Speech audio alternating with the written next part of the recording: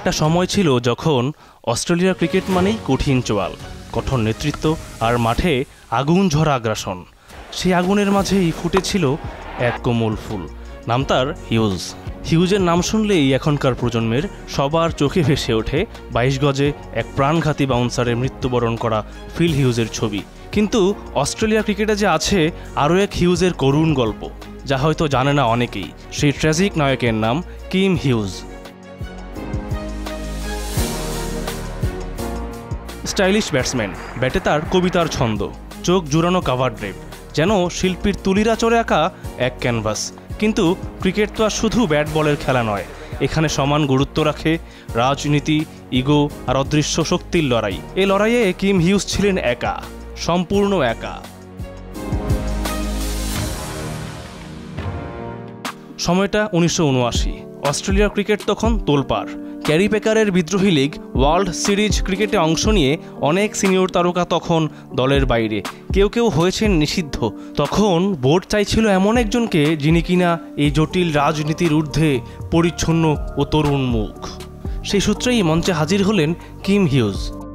মাত্র 25 বছর বয়সে অস্ট্রেলিয়ার অধিনায়ক হলেন হিউজ। অনেকেই বলেছিলেন এত কম বয়সে এত বড় দায়িত্ব, এ যেন বোর্ডের ওভার প্রমোশন। কিন্তু বোর্ডের চোখে হিউজ ছিলেন নির্মল নিরপেক্ষ নেতা। তবে মাঠে নামলেই বুঝতে পারতেন নেতৃত্বের ভার যতটা কঠিন, তার চেয়েও কঠিন সতীর্থদের মন জয় করা। কিছুদিন পর বিদ্রোহী লীগের ঝড় থামলে গ্রেগ চ্যাপেল ফিরে এলেন দলে, ফিরে পেলেন অধিনায়কত্ব। হিউজকে দেওয়া হলো ভাইস ক্যাপ্টেন্সি, এ যেন একটা সম্মানজনক অবনমন। সেখান থেকেই শুরু হলো হিউজের আত্মবিশ্বাসে চিড় ধরা। 1983 সালে গ্রেগ চ্যাপেল অবসর নিলে দ্বিতীয়বার অধিনায়কত্ব ফিরে পেলেন হিউজ। কিন্তু এবার সিনিয়রদের মনোভাব হয়ে উঠল আরও কঠিন। Dennis Lillee, Rodney Marsh, Jeff থমসনদের মতো কিংবদন্তিরা প্রকাশ্যেই হিউজকে উপেক্ষা করতেন। কেউ কেউ মাঠেই সংবাদপত্র পড়তেন, কেউ শুনতেন না তার ফিল্ড সেটিংয়ের নির্দেশনা।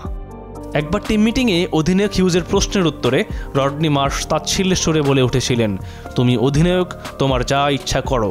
আরেকবার পেসার রডনি হক সরাসরি মাটিতে ঘুষি মেরে দেখিয়েছিলেন নিজের অসন্তোষ। এমন বৈরিতা দেখে জুনিয়ররাও সমীহ করতেন না হিউজকে। অধিনায়কত্বের সম্মান ও মর্যাদা হারিয়ে কিম হিউজ হয়ে উঠলেন ড্রেসিং রুমে এক নামমাত্র নেতা। 1984 সালে হিউজের নেতৃত্বে ওয়েস্ট ইন্ডিজের কাছে 3-0 ব্যবধানে সিরিজ হারল অস্ট্রেলিয়া। হারের চেয়ে বড় ক্ষতি ছিল দলের একতা নষ্ট হওয়া। সেই বিষণ্ণ দিনগুলোতে হিউজের পাশে ছিল না কেউ। তিনি হয়ে গেলেন দলের নিঃসঙ্গ এক ক্যাপ্টেন।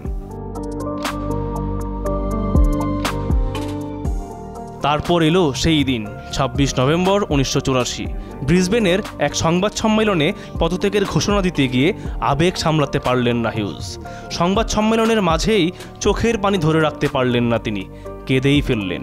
ক্রিকেট ইতিহাসে কোনো জাতীয় দলের অধিনায়ক হিসেবে এমন দৃশ্য প্রথম ও একমাত্র। সেই অশ্রুসিক্ত চোখে অসমাপ্ত বক্তব্য রেখে সম্মেলন কক্ষ থেকে বেরিয়ে গেলেন হিউজ।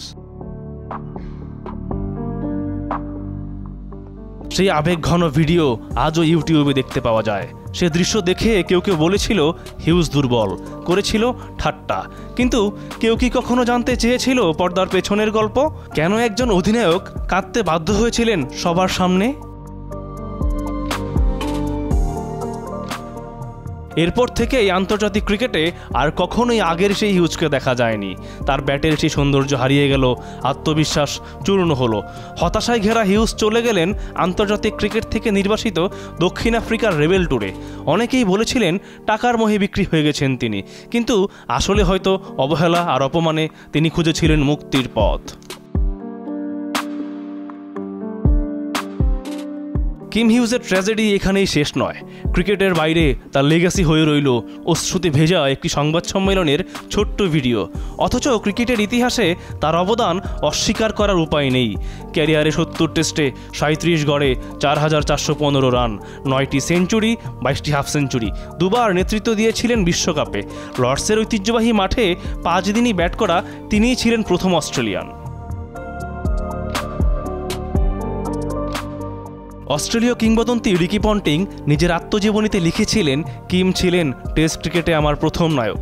কিন্তু সেই নায়ককেই কিনা অস্ট্রেলিয়ান ক্রিকেট ইতিহাসে অনেকেই দেখেছে খলনায়ক হিসেবে।